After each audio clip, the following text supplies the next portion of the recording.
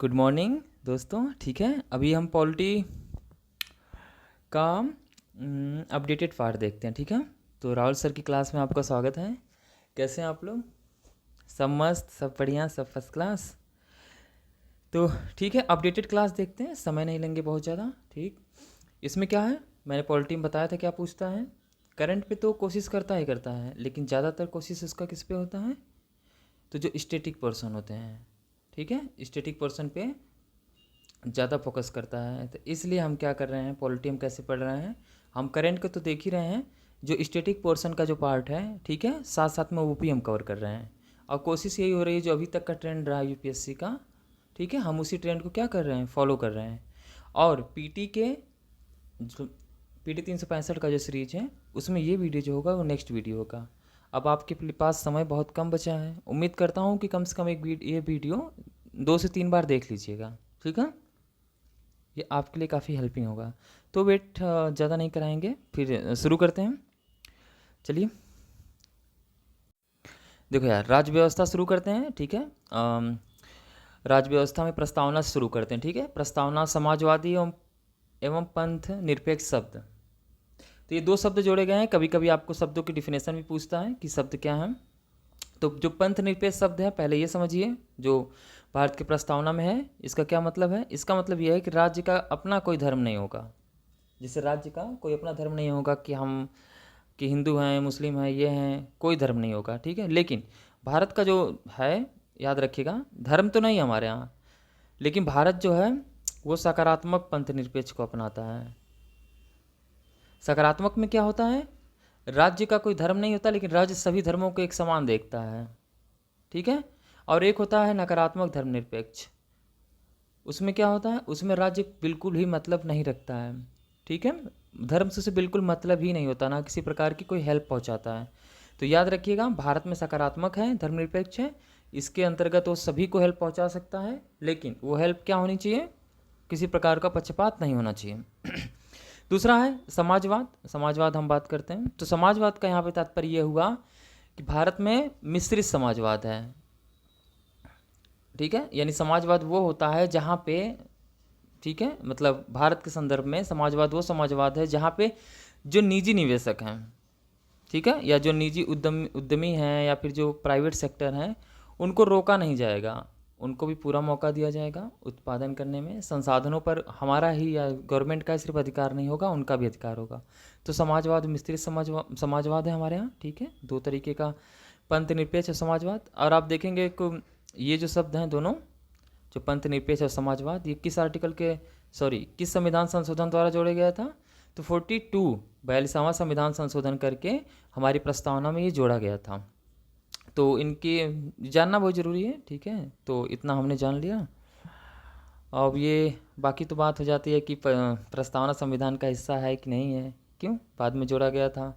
तो माना ये जा रहा था शुरू में नहीं है, लेकिन बाद में वही बेरुवाड़ी केस में कहा गया नहीं है, लेकिन केशवा नंद भारती बनाम केस जो हुआ था 1973 में, मान लिया गया कि हाँ भैया, ये भी हमारे संविधान का एक हिस्सा है और संविधान को रिप्रेजेंट करता है। फिर देख लो यार, 42वां संविधान संशोधन बड़ा इंपॉर्टेंट है। तो इसमें कुछ चीज़ें थी जो हमारे लिए इंपॉर्टेंट हो जाती हैं।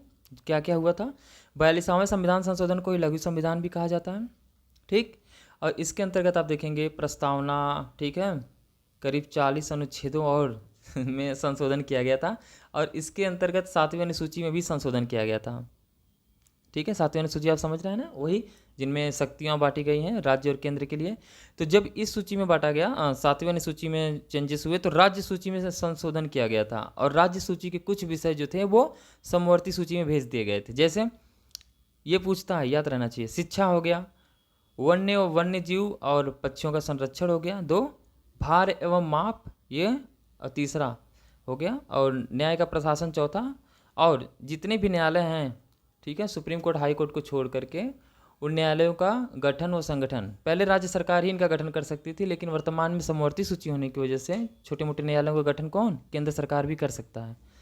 तो ये सारे संशोधन हुए थे। बाकी आप जानते हैं कि वो आपातकाल में भी संशोधन हुआ था, आर्टिकल 39, 38, तो कुछ और संशोधन हुए थे, जैसे देख लीजिए, पूछ चुका है, पूछने की संभावना तो कम ही है। आर्टिकल 39 में क्या कहा गया था, बच्चों के विकास के लिए बात की गई थी। आर्टिकल 39A में समान न्याय और निःशुल्क विधिक सहायता की बात की गई थी। आर्टिकल 43A में वो जो लेबर कैटेगरी के लोग होते हैं उनकी बात की गई थी। आर्टिकल 48 के ए में पर्यावरण को बचाने की और वनों की संरक्षण की बात की गई थी, ठीक है। और 2 नए भाग भी जोड़े गए थे, जैसे भाग 4 का ए जोड़ा गया था, मौलिक कर्तव्य, और भाग आप देखेंगे 14 का ए भी जोड़ा गया था, जो प्रशासनिक अधिकरण है।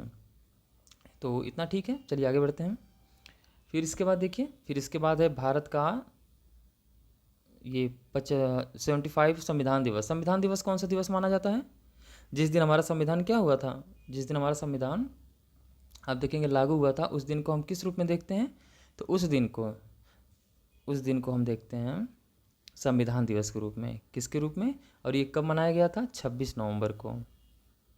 सबसे पहले हमने तो इसको अंगीकृत लागू वगैरह ये तभी तो किया था, और पूरी तरीके से जब लागू हुआ था तो ये कब हुआ था? तो 26 जनवरी 1950 को हुआ था, लेकिन 26 नवंबर को ही हमने 1949 को इसको अंगीकृत कर लिया था, ठीक है। और ये जो दिवस मनाया जाता है वो बेसिकली अंबेडकर जी की जो जयंती है उस दिन ये दिवस मनाया जाता है। और भारत के संविधान के बारे में आप देखेंगे तो किसने किसने कैसे कैसे लिखा है, तो ये मुद्रित या टाइप नहीं किया गया था, यानी जो भारत का संविधान था वो हाथ से लिखा गया था। और जो हाथ से लिखा गया था तो बेसिकली इंग्लिश में, अंग्रेजी में लिखा गया था, और इसे लिखा किसने था? प्रेम बिहारी नारायण राय जदा ने, इन्होंने इंग्लिश में लिखा था। वही बसंत कृष्ण वैद्य जी थे जिन्होंने हिंदी में इसे अपने हाथों से लिखा था। वही शांति निकेतन के कुछ कलाकार थे जिन्होंने इसे सजाया था।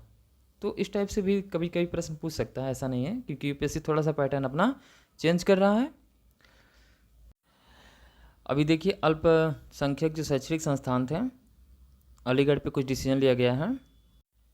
तो दरअसल अल्पसंख्यक संस्थान क्या संस्थान होते हैं?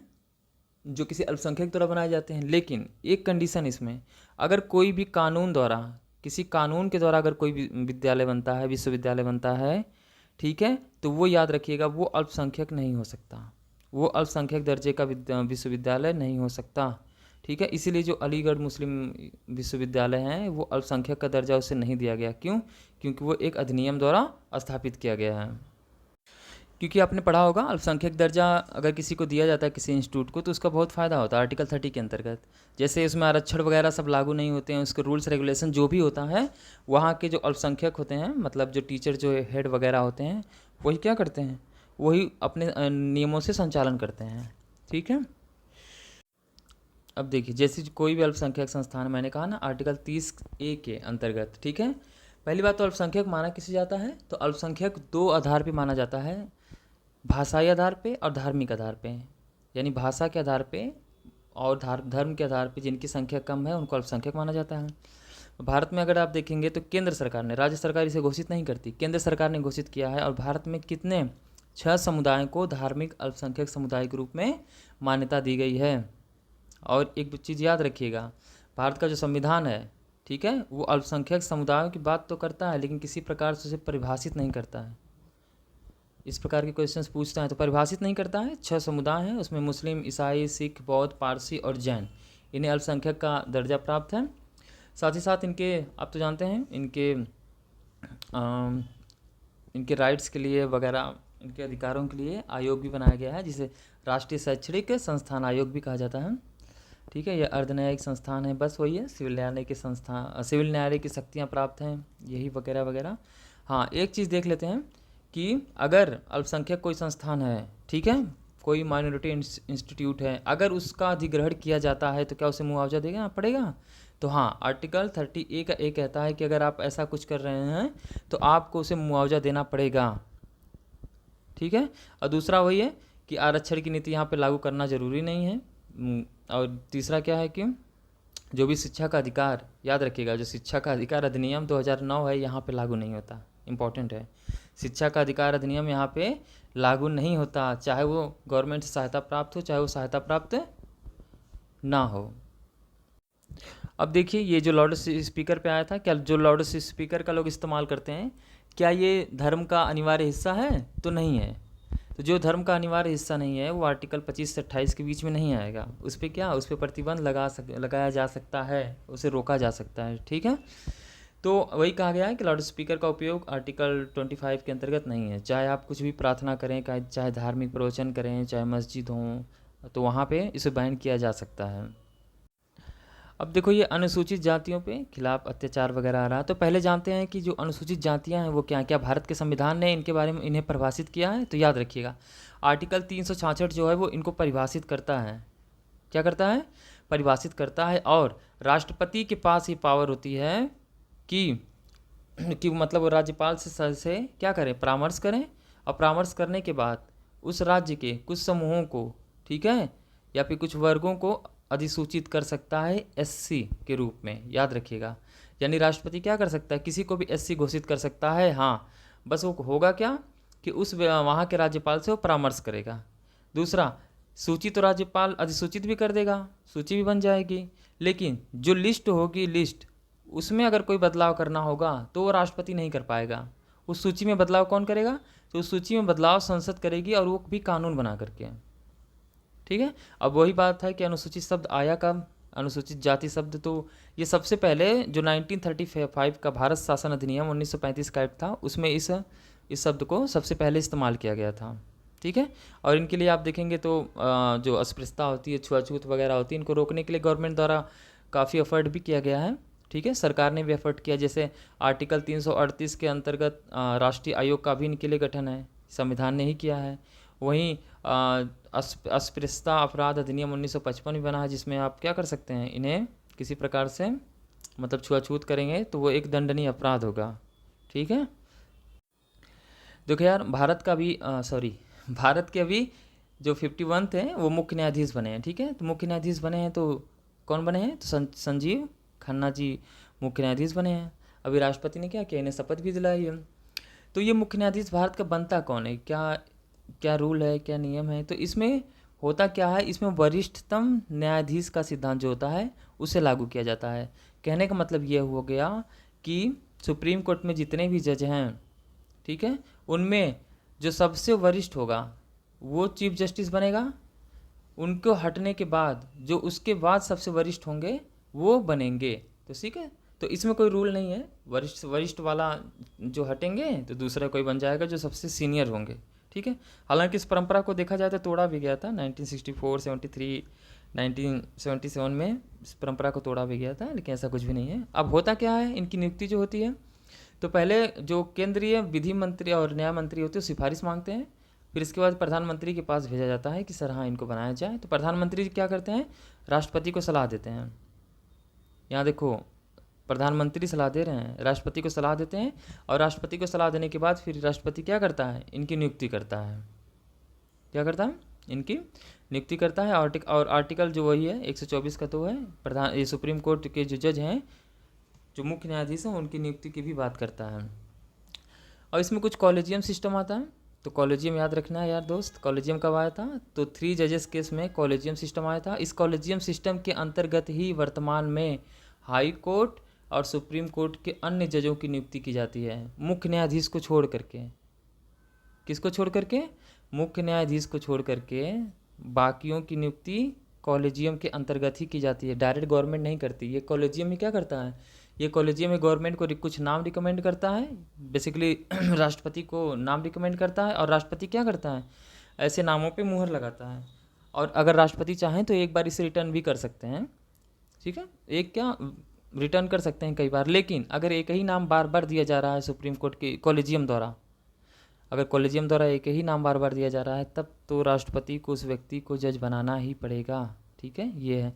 तो वही है, जो जितने भी जजेज केसेज हैं, याद रखिएगा, जजेज केसेज किससे जुड़े हुए हैं? ठीक है, तो वही है, high court and supreme court के जजों की नियुक्ति से, डिस्ट्रिक्ट कोर्ट नहीं। ठीक है। फिर देखो यार, ये न्यायाधीशों को पद से हटाने की बात की जा रही है, कैसे हटाएंगे आप? अभी क्या हुआ हाल ही में, इलाहाबाद हाई कोर्ट के एक जज हैं, ठीक है, इनको पद से हटाने के लिए राज्यसभा में प्रस्ताव लाया गया, इसलिए चर्चा में हो गया। और ये जो अभी प्रस्ताव लाया गया है, अभी तक कितने जजों के खिलाफ लाया गया है? तो आज़ादी के बाद आप देखेंगे कम से कम 6 बार न्यायाधीशों के खिलाफ ऐसे प्रस्ताव लाए गए हैं। लेकिन याद ये रखना है कि कोई भी प्रस्ताव अभी तक पारित नहीं हुआ है, कोई भी प्रस्ताव अभी तक पारित नहीं हुआ है। अगर बात करेंगे इन्हें हटाने की, कि इन्हें कैसे हटाया जाता है, जो न्यायाधीश हैं सुप्रीम कोर्ट हाई कोर्ट के जज जो हैं, उन्हें कैसे हटाया जाता है, तो आर्टिकल 124 का जो 4 है वो इनके पद से हटाने का प्रावधान करता है। ठीक है, सुप्रीम कोर्ट के। वह आर्टिकल 218 जो है वो हाई कोर्ट के जज को हटाने की बात करता है, और ये भी कहता है कि जो हाई कोर्ट के जज होंगे वो उसी प्रक्रिया से हटाए जाएंगे जिस प्रक्रिया से सुप्रीम कोर्ट के जज हटाए जाएंगे। यानी दोनों को हटाए जाने का प्रोसेस क्या है, प्रोसेस सेम है। लेकिन हाँ, इन्होंने क्या किया होगा, कौन सी मिस्टेक की होगी तभी नहीं हटाएंगे। हटाने का मतलब ये हो गया कि ये पद त्याग अपना नहीं कर रहे हैं, त्याग पत्र नहीं दे रहे हैं, ठीक है, ज़बरदस्ती इनको हटाया जा रहा है। तो ये तब हटाया जाएगा जब साबित कदाचार और अक्षमता के आधार पे। अब यहाँ पे देखो, कदाचार नहीं है, साबित कदाचार, यानी साबित हो जाना चाहिए कि हाँ इसने कदाचार किया है, तब ऐसा होगा। और अक्षमता, अक्षमता मतलब इनके पास क्षमता ही नहीं है कि उस पद पे रह सकें। तो इस दो आधार पे इनको हटाया जाता है, ये याद रखना, ठीक है। और ये जो आधार दिया हुआ है ये संविधान ने परिभाषित नहीं किया है, या तो इसे गवर्नमेंट एक्ट बना के परिभाषित करें या फिर सुप्रीम कोर्ट खुद परिभाषित करें, ठीक है। परिभाषित बिल्कुल भी नहीं किया गया है। और दूसरा, ये जो प्रोसेस दिया गया, जो प्रक्रिया दी गई है, बात तो की गई है लेकिन क्या क्या प्रक्रिया होगी ये भी संविधान में मेंशन नहीं है। तो इस सब प्रक्रिया के लिए गवर्नमेंट संसद ने एक्ट बनाया है, ठीक है। संसद ने 1968 में मतलब एक्ट बनाया है, ये याद रखना है बालक, ठीक है। अब ये पद से हटाए कैसे जाएंगे, तो जब हटेगा तो सबसे पहले दोनों में से, या राज्यसभा या लोकसभा, अगर कहीं पे प्रस्ताव आता है तो होगा क्या, जब लोकसभा में प्रस्ताव आएगा तो 100 लोग, ठीक है, और राज्यसभा में प्रस्ताव आएगा तो 50 लोग, कम से कम इतने लोगों का हस्ताक्षर होने चाहिए। जब हस्ताक्षर होगा तो फिर ये प्रस्ताव आएगा, तो वही पीठासीन अधिकारी के पास जाएगा, अधिकारी उसे स्वीकार कर लेगा। जब उसे स्वीकार कर लेगा तो फिर क्या होगा, फिर ये एक 3 सदस्यीय समिति को भेजा जाएगा जांच के लिए कि भैया आप इस प्रस्ताव की थोड़ी जांच करिए, या फिर उस जांच करिए जज की कि क्या उसने सच में कदाचार किया हुआ है। तो जब ये जांच की जाएगी तो उसमें 3 मेंबर होंगे, ठीक है। इस 3 मेंबर में मुख्य न्यायाधीश, जो भारत का मुख्य न्यायाधीश होगा वो होंगे, या फिर अगर वो नहीं है तो सुप्रीम कोर्ट का ही कोई अन्य न्यायाधीश होगा, और हाई कोर्ट का मुख्य न्यायाधीश होगा, और एक साथ में एक प्रतिष्ठित न्यायविद होंगे, ठीक है। यानी एक सुप्रीम कोर्ट से, एक हाई कोर्ट से, और एक किसी मान लो वकील वगैरह से उठा लिया जाएगा, कहेगा इसे सर जांच करिए क्या है, सही है, या फिर इनके खिलाफ जो भी क्राइम्स वगैरह लगे हुए हैं क्या सही हैं या गलत हैं, ठीक है। अब ये रिपोर्ट समिति जांच करेगी, समिति जांच करने के बाद क्या करेगी, रिपोर्ट सौंपेगी, और रिपोर्ट किसको सौंपेगी, वही अध्यक्ष को सौंपेगी या सभापति को रिपोर्ट सौंपेगी। यदि अगर समिति ने पाया है कि ये व्यक्ति दोषी है, ठीक है, तभी इसे स्वीकार कर लिया जाता है, तभी उनको पद से हटाने के लिए क्या किया जाता है, प्रक्रिया शुरू की जाती है। इसके बाद वही विशेष बहुमत से संसद इसे पारित करती है, और पारित करने के बाद राष्ट्रपति क्या करते हैं, राष्ट्रपति इस पर साइन करते हैं, और जब साइन करते हैं तो फिर जैसे ही करते हैं वैसे ही वो व्यक्ति उस पद से क्या होता है, उस पद से निष्कासित कर दिया जाता है, ठीक है। इसी तरीके से देखिए, एक तदर्थ न्यायाधीश है। तदर्थ का मतलब हो जाएगा एडहॉक, यार अस्थायी कार्यकाल के लिए। मतलब गवर्नमेंट के पास अगर बहुत ज़्यादा लोड है तो वो क्या करते हैं, अस्थायी तौर पे किसी को बनाते हैं कि सर अस्थायी कार्यकाल होगा, कुछ दिन के लिए आ जाइए, फिर इसके बाद क्या होगा आप निकल जाइएगा। तो ये जो तदर्थ न्यायाधीश हैं, ठीक है, इनकी नियुक्ति कौन करता है, बताइए बताइए। तो याद रखना यार, ठीक, जो क्या बोलते हैं, तो देखा जाए मुख्यतः इनके लिए कौन कहता है, तो अगर हाई कोर्ट है तो हाई कोर्ट के जो मुख्य न्यायाधीश हैं वो रिक्वेस्ट करते हैं, और सुप्रीम कोर्ट है तो सुप्रीम कोर्ट के जो जज होते हैं वो रिक्वेस्ट करते हैं। हाँ, राष्ट्रपति की पूर्व सहमति लेते हैं, पूर्व सहमति लेने के बाद वो व्यक्ति से कहते हैं कि सर आ जाइए आप हमारे यहाँ काम करिए। अब याद ये रखना है कि जो तदर्थ न्यायाधीश हैं इनकी भर्ती इसलिए भी की जाती है ताकि सुप्रीम कोर्ट और हाई कोर्ट में जो कोरम होता है ना उसको पूरा किया जा सके। जिससे जजों की संख्या अगर कम हो गई तो कोरम पूरा नहीं होगा तो बैठक ही नहीं होगी। तो इस कोरम को पूर्ति करने के लिए भी आर्टिकल 127 कहता है, सुप्रीम कोर्ट में कोरम को पूरा करने के लिए भी इनकी नियुक्ति का प्रावधान है। चलो फिर देखते हैं यार, ये जेल वेल के बारे में जानते हैं ना, जहाँ कैदियों को बंद किया जाता है। तो भारत के जेल के बारे में देख लेते हैं, कौन इसका प्रशासन करता है, कैसे कैसे क्या होता है। तो वही है, जेल का जो विषय है वो भारत की 7वीं अनुसूची में सूची 2 में है, और सूची 2 जो है वो किससे जुड़ी हुई है, वो जुड़ी हुई राज्य सूची से। यानी जेल का जो विषय है वो जेल का प्रशासन और प्रबंधन किसकी जिम्मेदारी है, तो राज्य सरकार की जिम्मेदारी है। किसकी जिम्मेदारी है, राज्य सरकार की। इसीलिए राज्य सरकार ने एक्ट भी बनाया था। पहली बात तो देखें तो अंग्रेजों के समय में एक्ट बना था, जेल अधिनियम 1894, और वर्तमान में क्या होता है, राज्य सरकारों का खुद का जेल मैनुअल होता है, जिसके द्वारा क्या करते हैं, प्रशासन करते हैं। वही जो जेल अधिनियम 1894 था, ये सबसे पहला कानून था जेलों को लेकर के जो भारत में बनाया गया था, ठीक है। वही आप देखेंगे पैरोल होता है और एक होता है फरलो। दरअसल ये एक तरीके से जमानत होती है, ठीक है। अब दोनों में कंडीशन बस इतना जान लीजिए, जो पैरोल होता है वो सशर्त रिहाई की बात करता है, यानी अगर किसी व्यक्ति को पैरोल पे छोड़ा जाता है, ठीक है, पैरोल पे अगर उस व्यक्ति को छोड़ दिया गया, तो याद ये रखना वो जितने दिन बाहर होगा वो दिन उसकी सज़ा में काउंट नहीं होगा। यानी कि बाद में जब वो जेल में आएगा तो वो जितने दिन बाहर था वो भी दिन उसको सज़ा के रूप में काटना होगा, ठीक है। फरलो में फ़ायदा क्या होता है, फरलो इसका उल्टा होता है। फरलो में जो व्यक्ति बाहर होता है, बाहर होने के बाद भी, ठीक है, वो उसकी सज़ा में, वो दिन उसकी सज़ा में काउंट होते रहते हैं, ठीक है। दोनों ही एक तरीके से क्या है, जमानत के हैं, बहुत ज़्यादा डिटेल में नहीं जाएंगे। और देखो यार, कैदियों के कुछ राइट्स होते हैं। क्या कोई कैदी जी चुनाव लड़ सकता है, ठीक है।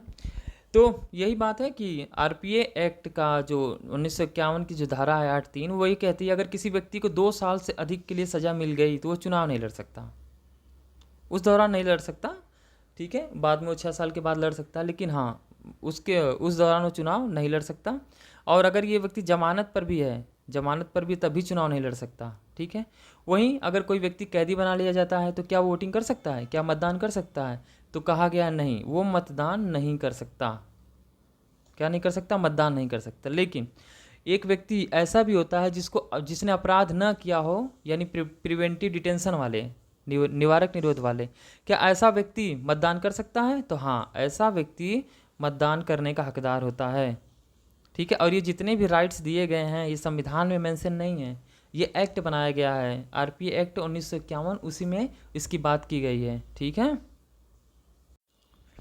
देखो यार, एक ई कोर्ट मिशन लाया गया है, इसमें 2-3 चीज़ें हमारे लिए इंपॉर्टेंट हो जाता है। जो ई कोर्ट मिशन है, पहले तो याद रखना केंद्रीय क्षेत्र की योजना है। केंद्रीय क्षेत्र का मतलब 100% इसमें पैसा कौन खर्च करेगा, तो 100% पैसा सेंट्रल गवर्नमेंट खर्च करेगी, ठीक है। और वही है कि टेक्नोलॉजी से लेस करना है पूरी तरीके से, जो सुप्रीम कोर्ट हाई कोर्ट है इनको क्या करना है, टेक्नोलॉजी से लेस करना है, ठीक है। और मुख्यतः ये जो ई कोर्ट मिशन आ रहा है, ठीक है, इसका जो कार्यान्वयन होगा वो कौन करेगा, वो करेगा हाई कोर्ट, ठीक है, वो करेगा हाई कोर्ट, ये इतना याद रखना है। और इसमें पैसा कैसे दिया जाएगा, तो वो इसी सुप्रीम कोर्ट की एक ई समिति बनाई जाएगी, उसकी सिफारिश पे हाई कोर्ट को क्या किया जाएगा, हाई कोर्ट को पैसा दिया जाएगा, ठीक है, कि आप टेक्नोलॉजी को क्या करिए, टेक्नोलॉजी को थोड़ा सा बढ़ावा दीजिए। तो ई कोर्ट मिशन कैसा मिशन है, केंद्रीय क्षेत्रक है, इसका कार्यान्वयन कौन करेगा, हाई कोर्ट करेगा, ठीक है। वही आधुनिक अवसंरचना का विकास करना इसका मुख्य लक्ष्य है। इसमें जो हाई कोर्ट को पैसे या धनराशि जारी की जाती है मंत्रालय द्वारा, वो सुप्रीम कोर्ट की इस समिति की सिफारिश पे की जाती है। फिर देखो यार, भारत का निर्वाचन आयोग, ये तो हमेशा चर्चा में ही रहता है। तो सबसे पहले जानते हैं क्या भारत का निर्वाचन आयोग कौन सी संस्था है, तो ये संवैधानिक संस्था है, याद रखना, संविधिक नहीं, यानी कि अस्थाई संवैधानिक निकाय है, ठीक है, इतना याद रहेगा। और इसकी जो स्थापना हुई थी, याद रखना, 25 जनवरी को हुई थी, 25 जनवरी 1950, 26 जनवरी नहीं, 25 जनवरी, ठीक है, 25 जनवरी 1950 को इसकी स्थापना की गई थी। और जो अगर देखा जाए भारत के संविधान में कहाँ कहाँ मेंशन है, तो भारत के जो भाग 15 है, कितना भाग 15 में इसकी बात की गई है। बाकी आर्टिकल 324 से लेकर के 329 तक भी इसके बारे में बात की गई है। और ये जो 25 दिवस जिस दिन इसका स्थापना किया गया था, उसी दिन को हम मतदाता दिवस के रूप में भी मनाते हैं। वही बात करें तो किसका किसका चुनाव कराता है, तो बस याद रखना यार, स्थानीय जो गवर्नमेंट है उसका चुनाव नहीं कराता, जैसे पंचायत का और ये नगर पालिका वगैरह का चुनाव नहीं कराता, बाकी सबका कराता है। जैसे लोकसभा, राज्यसभा, राज्य विधानसभा, राष्ट्रपति और उपराष्ट्रपति, इन सब का चुनाव करवाता है, ठीक है। और इसमें अगर संरचना बात करेंगे कितने मेंबर्स होते हैं, तो पहले तो एक ही होता था, ठीक है। अभी आप क्या देखेंगे, अभी तो कम से कम 3 मेंबर हो चुके हैं, ठीक है। एक मुख्य निर्वाचन आयुक्त हैं और 2 निर्वाचन आयुक्त हैं। लेकिन याद रखना, भारत का जो मूल संविधान था उसमें सिर्फ एक ही व्यक्ति की बात की गई थी। वही इनकी योग्यता की बात की जाती है, किस व्यक्ति को बनाया जाएगा, तो कम से कम भाई ये भारत सरकार के सचिव पद के समकक्ष रहे हों, ठीक है, ऐसे व्यक्ति को इसके लिए चुना जाएगा। साथ ही साथ आप देखेंगे जब इनको चुना जाता है उससे पहले एक खोज समिति बनाई जाती है, ठीक है, जिसमें कानून और न्याय मंत्री इसकी अध्यक्षता करते हैं। जब ये अध्यक्षता करेंगे तो फिर ये 5 उम्मीदवारों की सूची तैयार करेंगे, यानी 5 लोगों की सूची देंगे कि हाँ इन 5 में से किसको चुनना है।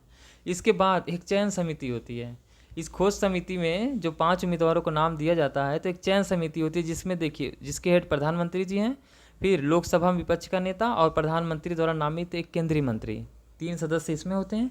अब ये क्या करते हैं, उन पाँचों में से किसी व्यक्ति को चुनते हैं कि हाँ किसे सदस्य बनाया जाना चाहिए, किसे नहीं। जब चुनने के बाद ये राष्ट्रपति के पास भेजते हैं, ठीक है, और राष्ट्रपति क्या करते हैं, फिर उस व्यक्ति की नियुक्ति करता है। वहीं जब इनकी नियुक्ति हो जाती है तो ये व्यक्ति का कार्यकाल कितना होता है, तो जो इनका कार्यकाल 6 वर्ष या 65 वर्ष की आयु तक का इनका कार्यकाल होता है। बात यह है कि अगर कोई व्यक्ति एक बार चुन लिया गया, ठीक है, तो दोबारा नहीं चुना जा सकता। अगर मान लीजिए शिव नारायण एक बार चुन लिए गए तो दोबारा फिर उन व्यक्ति को चुना नहीं जा सकता।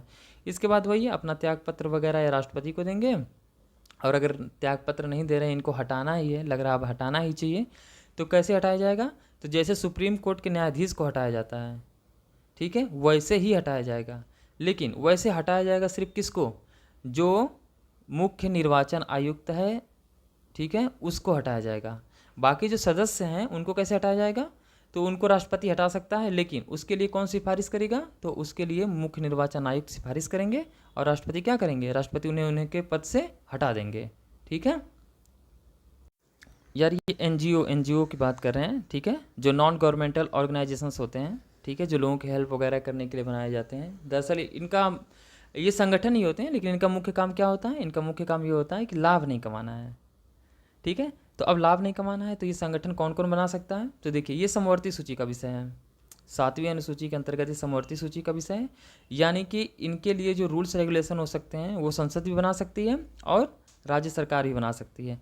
वहीं भारत के जो आर्टिकल है संविधान का, आर्टिकल 19(1) सब क्लॉज 1 मतलब सी के अंतर्गत ये क्या है, ये एक मौलिक अधिकार भी है, याद रखना है। 19(1) का सी में के अंतर्गत ये क्या है, एक मौलिक अधिकार भी है, और गवर्नमेंट इसे कंट्रोल भी करती है। बाकी आप देखेंगे इनको रजिस्ट्रेशन वगैरह कराना पड़ता है। ये सोसाइटी रजिस्ट्रेशन अधिनियम 1860 के तहत इन्हें पंजीकृत भी किया जाता है। साथ ही साथ यार वही है कि निजी ट्रस्ट हो तो केंद्र सरकार के मतलब पास भी पंजीकृत होते हैं, ठीक है, और सार्वजनिक ट्रस्ट हो तो फिर वही है, राज्य सरकार और केंद्र सरकार दोनों के पास इन्हें रजिस्ट्रेशन करवाना पड़ता है। ठीक है, देखो यार ये कोऑपरेटिव्स क्या हैं या फिर सहकारिता क्या होती है, वही कुछ लोग ग्रुप बना करके कोई संगठन बनाते हैं, कुछ भी बनाते हैं, उत्पादन वगैरह करते हैं। तो ये थोड़ा इंपॉर्टेंट ये था कि संयुक्त राष्ट्र जो महासभा है, ठीक है, उन्होंने अंतर्राष्ट्रीय सहकारी वर्ष घोषित किया है 2025 को, इसलिए इम्पोर्टेंट है। तो इतना याद रखिएगा, जो 2025 किस वर्ष के रूप में घोषित हुआ है, तो अंतर्राष्ट्रीय सहकारी वर्ष के रूप में घोषित हुआ है। और घोषित किया किसने इसको, संयुक्त राष्ट्र महासभा द्वारा जून 2024 में घोषित किया गया था। तो यार देखो सहकारी समितियाँ होती क्या हैं, इसका कानूनी प्रावधान हमारे लिए बहुत इंपॉर्टेंट है, समाधान और संवैधानिक प्रावधान देखना इंपॉर्टेंट है क्योंकि वहीं से प्रश्न आएंगे। बस इतना जान लीजिए, सहकारी समिति में होता क्या है कि समान आवश्यकता वाले लोग, यानी एक लगभग उन सबकी आवश्यकताएं एक जैसी होती हैं, लोग आते हैं और एक स्वैच्छिक समूह है, कोई बाध्यकारी नहीं है, आते हैं और फिर साझा आर्थिक जो लक्ष्य हैं उसको प्राप्त करने के लिए एकजुट होते हैं और कोशिश करते हैं। जैसे अमूल डेयरी हो गया, ठीक है, इसमें कई लोगों ने क्या किया था, तो इसकी स्थापना आप देखेंगे तो वही है, छोड़िए इसकी स्थापना अगर भारत में देखेंगे तो वही आर्टिकल जो है कोऑपरेटिव क्रेडिट सोसाइटी एक्ट 1904 के अंतर्गत इसकी स्थापना की गई थी। वर्तमान में आप देखेंगे तो वर्तमान में ये कंडीशन है कि जो वैश्विक औसत है सहकारी समिति का, हमारे पास उससे अधिक है। ठीक है, हमारे पास करीब अगर देखेंगे तो विश्व की करीब 27% सहकारी समिति हमारे यहाँ है, तो इसका काफ़ी रोल हो जाता है। वहीं देखेंगे किस राज्य में सबसे अधिक है, तो सबसे अधिक महाराष्ट्र गुजरात में है, महाराष्ट्र गुजरात में सबसे अधिक है। और किस क्षेत्र में है, तो क्षेत्र की बात करेंगे तो वही आवास, डेयरी और प्राथमिक कृषि ऋण समितियाँ जो हैं, इन क्षेत्रों में इनका बहुत ज़्यादा योगदान है। भारत के क्या है मूल संविधान में था, तो मूल संविधान में ये नहीं था। ठीक है, 97वां अमेंडमेंट यानी 97वां संविधान संशोधन किया गया 2011 में, और कहा गया कि भैया अब इन्हें हम संवैधानिक दर्जा दे रहे हैं, यानी कि अब इन्हें एक संवैधानिक संस्था के रूप में माना जाएगा। ठीक है, और आर्टिकल 19 के अंतर्गत जो संगठन बनाने की बात की जाती है ना, आर्टिकल 19(1) का सी में, तो सहकारी समितियों को फिर मौलिक अधिकार भी माना गया। ठीक है, इसके बाद जो DPSP है उसमें भी संशोधन करके जो 97वां अमेंडमेंट था, इसके द्वारा अनुच्छेद 43 का भी जोड़ा गया और कुछ नए आर्टिकल भी जोड़े गए। पहले बात तो एक नया भाग जोड़ा गया, भाग ये जोड़ा गया जो 9 का बी, भाग 9 का बी भी जोड़ा गया, और आर्टिकल 243 यानी 243 ZH से लेकर के 243 ZT भी जोड़ा गया, ठीक है। 243 ZT तक नए आर्टिकल्स भी जोड़े गए, तो ये हमारे लिए थोड़ा सा इम्पोर्टेंट है।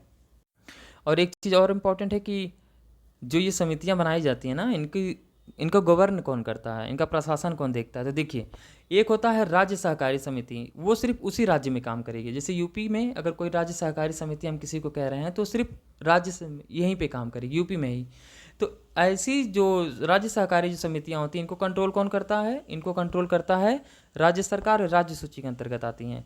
लेकिन जो बहुराज्य सहकारी समिति होती हैं, यानी कोई ऐसी सहकारी समिति जो कई राज्यों में काम कर रही है, जैसे अमूल डेयरी गुजरात में काम कर रही है, महाराष्ट्र में काम कर रही है, यहाँ पे काम कर रही है, तो ऐसे को कंट्रोल कौन करेगा, ऐसे को सेंट्रल गवर्नमेंट कंट्रोल करेगी। और ये संघ सूची का विषय है।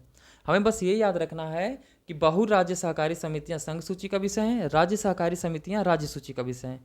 यानी हम एक शब्द में ये कह सकते हैं, यूपीएससी ऐसे पूछेगा कि सभी सहकारी समितियां राज्य सूची के अंतर्गत आती हैं, या फिर वो ऐसे लिखेगा कि सहकारी समितियां राज्य सूची के अंतर्गत आती हैं, तो गलत हो जाएगा, सभी नहीं आती हैं।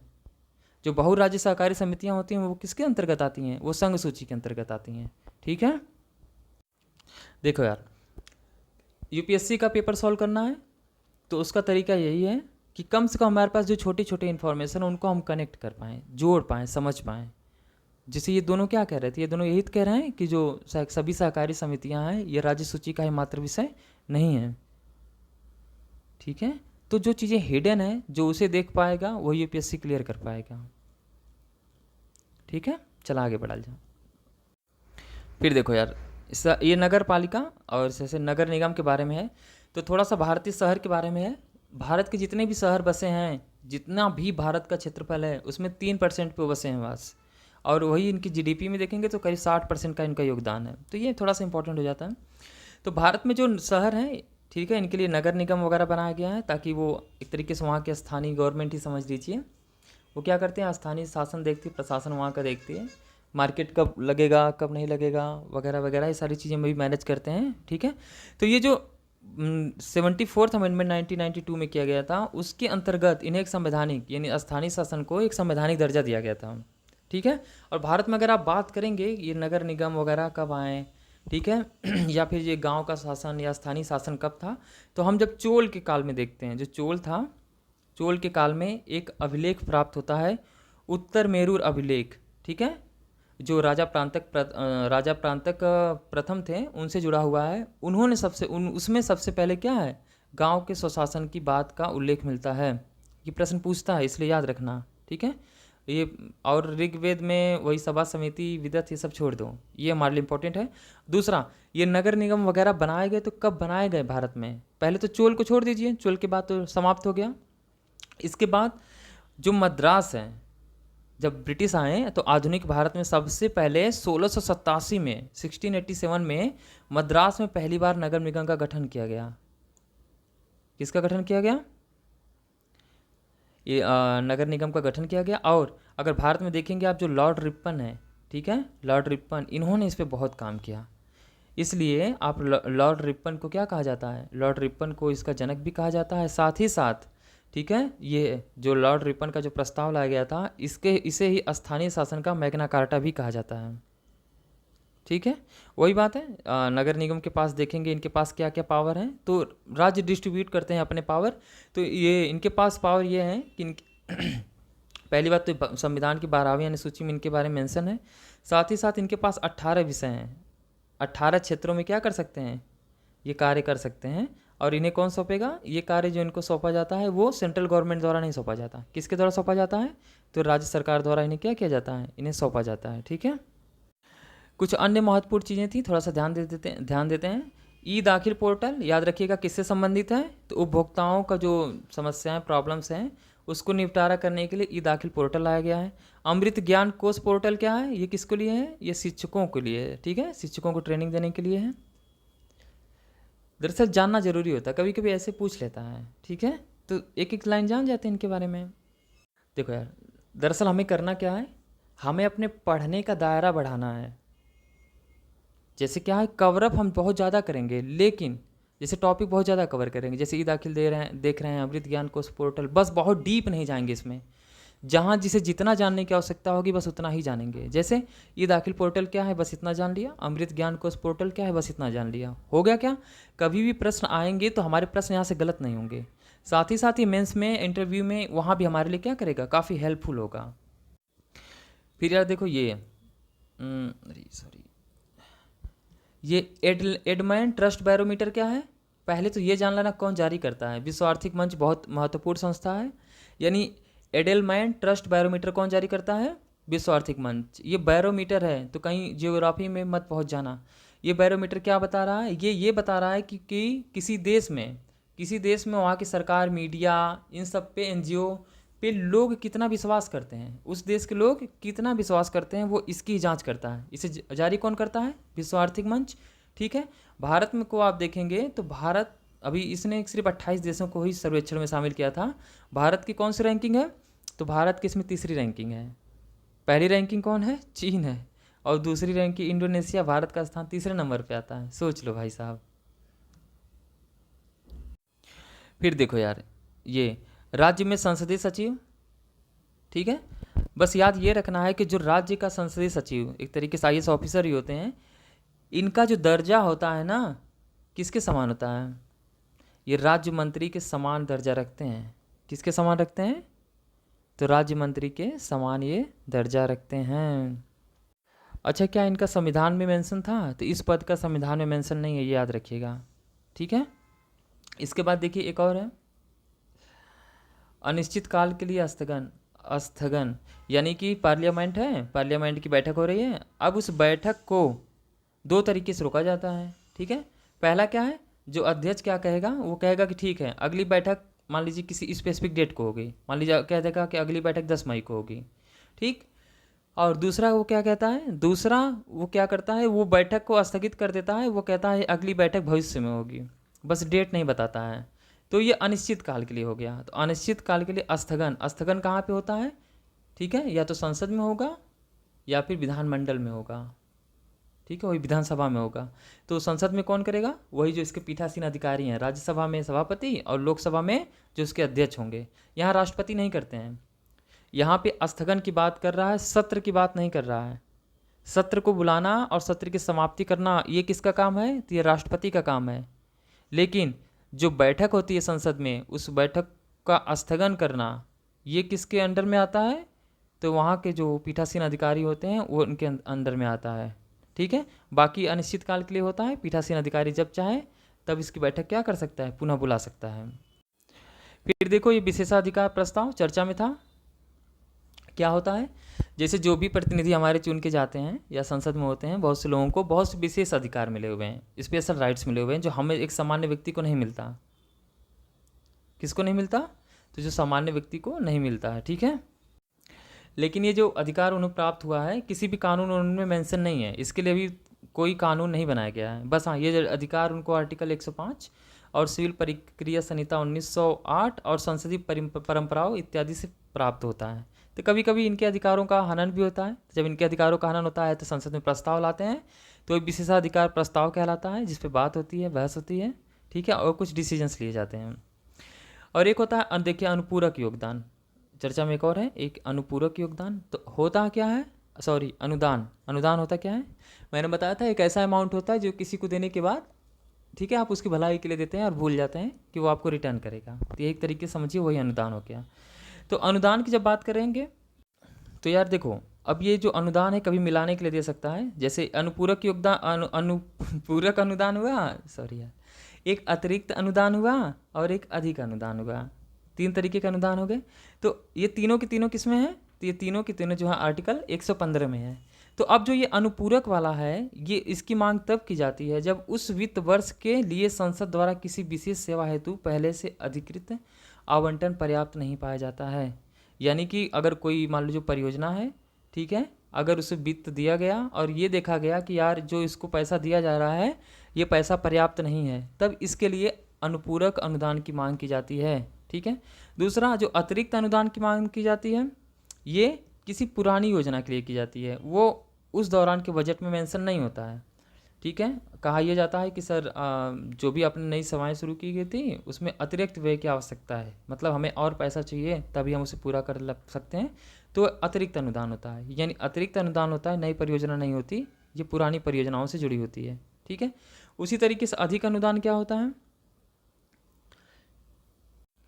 तो अधिक अनुदान तब मांगा जाता है जैसे कोई परियोजना है उस पर पहले ही अधिक धन खर्च कर दिया गया, यानी 100 रुपये खर्च करना था, उसमें 100 150 रुपये खर्च हो गया। तो अब जब ज़्यादा पैसे खर्च हो गए तो फिर ये अधिक अनुदान लाया जाता है। बाद में क्या होता है, गवर्नमेंट उनको फिर वो पैसा रिफंड कर देती है। ठीक। ये अब देखते हैं गैर सरकारी विधेयक, तो देख लेते हैं गैर सरकारी विधेयक। ठीक है, गैर सरकारी विधेयक क्या है? तो यार देखो, गैर सरकारी विधेयक का मतलब क्या है? पार्लियामेंट में दो तरीके से विधेयक लाए जाते हैं, एक लाते हैं आपके मंत्री और एक लाते हैं आपके सांसद या संसद। तो जो मंत्री लेकर के आते हैं विधेयक वो सरकारी विधेयक कहलाता है। ठीक है। और जो कोई संसद लेकर के आता है वो कौन सा विधेयक कहलाता है? तो वो गैर सरकारी विधेयक कहलाता है। क्या कहलाता है? वो गैर सरकारी, और इसको बहुत ज़्यादा महत्व नहीं दिया जाता। अब होता क्या है कि जब विधेयक लाया जाता है तो सबसे पहले जब विधेयक पेश करना होता है, लाया गया, ये किस दिन पेश होगा, इसके लिए 1 महीने का नोटिस देना होता है। मतलब ये होता है कि आप किस दिन इस विधेयक को लेकर के आएंगे वो पहले ही संसद बताता है, और 1 महीने पहले क्या होता है, उसको नोटिस देना होता है। जब वो नोटिस देता है फिर क्या होता है, तो प्रस्ताव जाता है। प्रस्ताव जाता है तो पीठासीन अधिकारी चाहे तो उसे स्वीकार करे चाहे अस्वीकार कर ले, और ज़्यादातर वो अस्वीकार ही कर देते हैं। ठीक है, क्या कर देते हैं, और ज़्यादातर वो अस्वीकार ही कर देते हैं, क्योंकि अभी तक आप देखेंगे तो कितने, करीब केवल 14 ही गैर सरकारी विधेयक हैं जो अभी तक पारित हुए हैं और जिनको राष्ट्रपति जी की क्या है, सहमति मिली है। और जब ये विधेयक लाया जाता है, ठीक है, प्रस्ताव आता है, तो इस पर जो बात होती है वो केवल शुक्रवार को होती है। मुख्यतः लोकसभा में कब होती है? शुक्रवार को होती है। और जो भी अंतिम 2.5 घंटा बचता है उसमें बात की जाती है कि हाँ ठीक है, इस विधेयक में ये अच्छा है, वो अच्छा है, ऐसा करना चाहिए, वैसा करना चाहिए, तो बस वहाँ पे चर्चा होती है। यानी 1 महीने का नोटिस देना होता है। ठीक, प्रत्येक शुक्रवार को 2.5 घंटे की चर्चा होती है, 2.5 घंटे की चर्चा होती है, याद रखना। ठीक है। और अंतिम बार अगर इस प्रकार का कोई विधेयक लाया गया था तो कब लाया गया था? 1970 में लाया गया था। यानी उसके बाद ऐसा कोई भी विधेयक अभी तक लाया नहीं गया। फिर दूसरा क्या है, ये नियम 267 रूल 267 क्या है? तो ये राज्यसभा से संबंधित है, याद रखना। राज्यसभा के कार्य संचालन वगैरह कैसा होगा वो इसी से रिलेवेंट है। अच्छा, ये राज्यसभा के देख लेते हैं जो नेक्स्ट वाला है। इसमें ये हुआ है कि राज्यसभा के जो सभापति हैं उनको पद से कैसे हटाना है, क्या प्रोसेस है। तो राज्यसभा का सभापति कौन होता है? उपराष्ट्रपति ही तो होते हैं। कौन होते हैं? उपसभापति नहीं, उपसभापति तो राज्यसभा का सदस्य होता है, लेकिन जो सभापति होता है वह उपराष्ट्रपति होता है। जो राज्यसभा का सभापति होता है उपराष्ट्रपति होता है, जो राज्यसभा का उपसभापति होता है वो राज्यसभा का ही सदस्य होता है, याद रखना है। ठीक है। तो जब इनको हटाना होता है आप देखेंगे तो पहले तो इनका जो पद है, जो पोस्ट है, उस किस आर्टिकल में मेंशन है? तो संविधान का आर्टिकल 64 कहता है कि ठीक है, भारत का एक उपराष्ट्रपति होगा जो राज्यसभा का पदेन सभापति होगा। क्या होगा? राज्यसभा का पदेन सभापति। बाकी और भी जो संवैधानिक प्रावधान है जो इनके बारे में कहते हैं कि भैया अगर आप इनको हटाना है, हटाने से संबंधित जो संवैधानिक प्रावधान है वो ये कहते हैं अगर आप इनको हटाना है तो 14 दिन पहले नोटिस देंगे। क्या देंगे? 14 दिन पहले नोटिस देंगे। नोटिस देने के बाद फिर क्या होगा? फिर प्रस्ताव लाया जाएगा। आर्टिकल 67 का भी कहेगा प्रस्ताव लाया जाएगा। और ये प्रस्ताव हमेशा याद रखिएगा, जो प्रस्ताव लाया जाएगा वो मुख्यतः सामान्यतः कहाँ लाया जाएगा? राज्यसभा में लाया जाएगा सबसे पहले। ठीक, राज्यसभा में ये प्रस्ताव लाया जाएगा। जब ये राज्यसभा में प्रस्ताव लाया जाता है तो राज्यसभा में ये विशेष बहुमत से पारित होगा। किससे पारित होगा? विशेष बहुमत से। विशेष बहुमत का मतलब 2/3 वाले से पास होगा। जब राज्यसभा से ये पारित हो जाएगा तो फिर लोकसभा के पास जाएगा, और जब लोकसभा इसे किस बहुमत से पारित करेगी तो वो साधारण बहुमत से पारित करेगी, याद रखना। लोकसभा साधारण और राज्यसभा विशेष बहुमत से पारित करेगी, और जैसे ही विधेयक पारित होगा वो अपने पद से क्या होंगे? वो अपने पद से हट जाएंगे। बस हाँ, ध्यान ये देना है कि जब उपराष्ट्रपति को आप हटाने जा रहे हैं, ठीक है, तो किसी भी आधार पे हटा सकते हैं, किसी भी आधार पे। संविधान में कोई आधार दिया हुआ ही नहीं है। जिस राष्ट्रपति को हटाने के लिए आधार दिया हुआ है, उपराष्ट्रपति को हटाने के लिए कोई आधार नहीं दिया हुआ है। ठीक है, तो इनको जब चाहे तब वो क्या कर सकते हैं? हटा सकते हैं। फिर देखो यार, ये वाणिज्यिक न्यायालय होता है। वाणिज्यिक न्यायालय इंपॉर्टेंट ये है, जो वाणिज्यिक मामले होंगे उन्हीं का तो समाधान करेंगे। जैसे दो कंपनियों के बीच में विवाद है उन सब का समाधान करेंगे। लेकिन हाँ, इंपॉर्टेंट हमारे लिए क्या है इसमें, इंपॉर्टेंट ये है कि इसका गठन कौन करेगा, क्या सुप्रीम कोर्ट करेगा, हाई कोर्ट करेगा, सेंट्रल गवर्नमेंट करेगी, कौन करेगी। तो इसका जो गठन किया जाता है वो राज्य सरकार करती है, केंद्र सरकार नहीं, राज्य सरकार करती है। वो भी हाई कोर्ट के परामर्श के बाद, सुप्रीम कोर्ट के नहीं, हाई कोर्ट के परामर्श के बाद वाणिज्यिक न्यायालय का गठन कौन करता है, तो राज्य सरकार द्वारा किया जाता है। ठीक है, अब जो हाई कोर्ट होता है, हाई कोर्ट जो होता है उसके भी एक वाणिज्यिक प्रभाग का गठन किया जाता है, और उसका गठन कौन क्या करता है, तो उसका गठन मुख्य न्यायाधीश द्वारा किया जाता है, जो हाई कोर्ट के अंदर होता है। और हाई कोर्ट में जितने भी केसेज आते हैं वाणिज्यिक वाले वो देखते हैं, तो उसका गठन कौन करता है, तो हाई कोर्ट का मुख्य न्यायाधीश करता है। राज्य सरकार कोर्ट से बाहर करती है वाणिज्यिक न्यायालयों का गठन, ठीक है, लेकिन हाई कोर्ट के परामर्श से करती है, जहाँ पे वाणिज्यिक मामले सुने जाते हैं और उसका क्या किया जाता है, समाधान किया जाता है। ये सारी जो बातें की जा रही हैं, ठीक है, वो अभी एक विधेयक है वाणिज्यिक न्यायालय संशोधन विधेयक 2024, ठीक है, ये इस संबंध में की जा रही है। देखो यार, वेतन आयोग अभी चर्चा में था तो थोड़ा इसके बारे में देख लेते हैं। ठीक है, तो अभी क्या है, केंद्र सरकार ने 8वें वेतन आयोग को मंजूरी दे दी है। कौन सी 8वें वेतन आयोग, इससे पहले कौन सा था, इससे पहले 7वां वेतन आयोग था। ठीक है, और अभी तक भारत ने कितने वेतन आयोग का गठन किया है बताइए, 8 हो गया ना। तो 1947 से लेकर अब तक कितना हुआ है, 7 गठित किए जा चुके हैं, लेकिन 8वां भी आप समझिए गठित हो ही गया है। ठीक है, अब क्या है, ये वेतन आयोग का गठन कौन करता है, तो ये सेंट्रल गवर्नमेंट करती है। लोगों को क्या वेतन दिए जाएंगे, कैसे क्या होगा, ये इस पे ही क्या करती है, इस पे बात करती है। और जो अभी जो वेतन आयोग गठित किया गया है, ठीक है, अभी इसका कार्यकाल कितना होगा, 2026 तक इसका कार्यकाल होगा। ठीक है, और जो वेतन आयोग के अध्यक्ष हैं वो न्यायमूर्ति अशोक कुमार माथुर वर्तमान में बनाए गए हैं। वही है यार, कर्मचारियों के वेतन, ग्रेड, भत्ते, इन सब के लिए क्या करता है, गवर्नमेंट से सिफारिश करता है। सुर्खियों में कुछ संस्थाएं थी, उनके बारे में देख लेते हैं। जैसे ये कैग, नियंत्रक एवं महालेखा परीक्षक, कैग कैग भारत के किस संविधान आर्टिकल में है, तो आर्टिकल 148 में है। ठीक है, उनकी नियुक्ति, जितने भी यार संवैधानिक पद हैं बस इतना याद रख लेना, कहीं भी आए नियुक्ति कौन करेगा, नियुक्ति राष्ट्रपति ही करेगा। ठीक है, तो नियुक्ति कौन करता है, इनकी नियुक्ति राष्ट्रपति ही करते हैं। ठीक है, लेकिन इनकी जो वेतन है, क्या पैसा इनको मिलेगा, और इनकी जो सेवा शर्तें हैं वो कौन तय करता है, तो वो संसद तय करती है, संसद कानून बनाती है। दूसरा, अगर इनकी पुनर्नियुक्ति नहीं हो सकती यार, मतलब एक बार अगर इस पद पर कोई व्यक्ति चला गया, दोबारा इस पद पर अगर आना चाहे, ठीक है, तो वो दोनों, उसकी पुनर्नियुक्ति नहीं हो सकती, और कहीं भी नहीं हो सकती, न केंद्र में न राज्य सरकार में। ठीक, और इनके जो कार्य वगैरह हैं, शक्तियाँ वगैरह हैं, वो सब कौन डिसाइड करता है, यानी कि राष्ट्रपति सिर्फ नियुक्ति करता है, बाकी सब कुछ कौन डिसाइड करता है, तो सब कुछ डिसाइड करता है संसद। ठीक है, अब राष्ट्रपति नियुक्ति करता है तो ये अपनी रिपोर्ट किसको देंगे, ये भाई साहब आर्टिकल 151 के अंतर्गत अपनी रिपोर्ट किसको देते हैं, अपनी रिपोर्ट देते हैं राष्ट्रपति को। राष्ट्रपति फिर इस रिपोर्ट को संसद में रखवाते हैं। ठीक है, हाँ, अब इनको हटाने की बात आ गई। ठीक है, तो अगर पहली बात तो ये 6 साल इनका कार्यकाल होता है, 6 साल या फिर मान लीजिए 65 साल तक इनका कार्यकाल होता है, जो पहले हो। जब कार्यकाल हो गया, लेकिन अगर इनको हटाना है पद से, नहीं हट रहे हैं, तो जब हटाना होगा तो ठीक उसी प्रकार हटाया जाएगा जिस प्रकार से सुप्रीम कोर्ट के जज को हटाया जाता है। तो बहुत बड़ा पद है, सुप्रीम कोर्ट के जज की तरह हटाया जाता है, याद रखना है।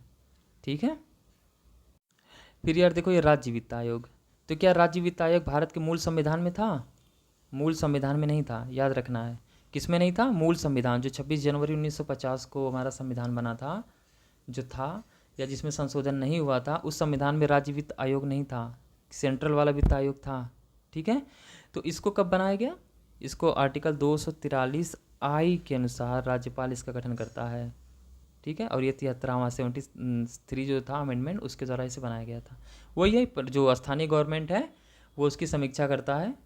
ठीक है, कि कि स्टेट गवर्नमेंट को कितना पैसा इनको देना चाहिए, कैसे क्या होना चाहिए, यही सब की समीक्षा करता है। साथ ही ये भी देखता है कि जो स्थानीय गवर्नमेंट है, ठीक है, इनका डेवलपमेंट कैसे हो, इनके पास आय कैसे अधिक हो। फिर देखो यार, राज्य लोक सेवा आयोग, जैसे हमने पढ़ा था ना यूपीएससी के बारे में पिछले बारे में, वैसे राज्य लोक सेवा आयोग है। जैसे आर्टिकल 315 से लेकर के 23 तक इसका भी मेंशन है, उसका भी मेंशन है। और ये भाग कौन से हैं, भाग 14 में, भाग 14 में ये आते हैं। हाँ, राज्य लोक सेवा आयोग के बारे में, इसका पूरा का पूरा मालिक कौन होता है, इसका पूरा का पूरा मालिक राज्यपाल होता है।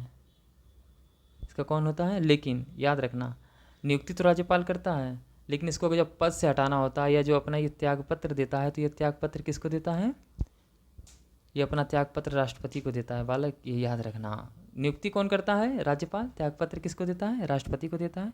बाकी अगर इनको भी हटाया जा सकता है तो इनके लिए भी वही प्रोसेस है जो यूपीएससी के लिए था, ठीक है। वैसे ही जैसे उनको हटाया जाता था वैसे इनको भी हटाया जा सकता है, ठीक है। और अगर दिवालिया हैं, वही है वही योग्यता है यार, जब पिछले में पढ़ा था आपने, वहाँ पढ़ेंगे तो हो जाएगा, ठीक है। समय ज़्यादा नहीं लेंगे। अब ये राष्ट्रीय उपभोक्ता विवाद निवारण आयोग क्या है यार? आप उपभोक्ता, उपभोक्ता मतलब जो वस्तु खरीदता भी है, खुद इस्तेमाल भी करता है, वो उपभोक्ता कहलाता है। तो इन्हीं के जो प्रॉब्लम समस्याएं हैं, इन्हीं के निपटान के लिए क्या है, ठीक है, ये राष्ट्रीय उपभोक्ता विवाद निवारण आयोग बनाया गया। याद रखना ये संविधान में नहीं था, ये संवैधानिक संस्था नहीं है, ठीक है, संवैधानिक संस्था नहीं है, ये एक्ट द्वारा बनाया गया, ठीक है। इसकी स्थापना उपभोक्ता संरक्षण अधिनियम 1986 के द्वारा इसकी स्थापना की गई, ठीक है। और ये 1988 में इसका गठन हुआ था। और ये अर्ध न्यायिक संस्थान है, वही सिविल की पावर्स हैं वगैरह हैं। तो राष्ट्रीय उपभोक्ता विवाद निवारण में क्या होता है? अगर किसी उपभोक्ता को मुआवजा मिलना है तो अगर वो कौन सा मुआवजा, ठीक है, कोई वस्तु ऐसी है, मान लीजिए कोई गाड़ी खरीदता है, गाड़ी अच्छी नहीं मिली गई, उसे ठग लिया गया, तो वो मुआवजा दिया जाता है या फिर फोरम में जाएगा। तो राष्ट्रीय उपभोक्ता फोरम एक डिस्ट्रिक्ट लेवल पे होता है, एक राज्य लेवल पे होता है, एक राष्ट्रीय लेवल पे होता है। राष्ट्रीय लेवल वाला तभी उसकी सुनवाई करेगा जब ऐसे मामले 2 करोड़ रुपए से अधिक वाले हों। ये याद रखना यार, ये 2 करोड़ रुपए वाला, ठीक है। पहले बात 2 करोड़ रुपए से अधिक वाले हैं। दूसरा, इसके पास अपील की जाती है। जो राज्य उपभोक्ता वाला फोरम होता है वहाँ, और जो जिला उपभोक्ता फोरम होता है, उनकी जो डिसीजन होते हैं उनके खिलाफ यहाँ पे कोई भी व्यक्ति अपील करता है। लेकिन ये तभी सुनेगा जब वो मामला 2 करोड़ रुपए से अधिक वाला होगा, ठीक है। फिर ये वाला पार्ट भी कंप्लीट हुआ, ठीक है। अभी पार्ट 3 भी लेके आएंगे।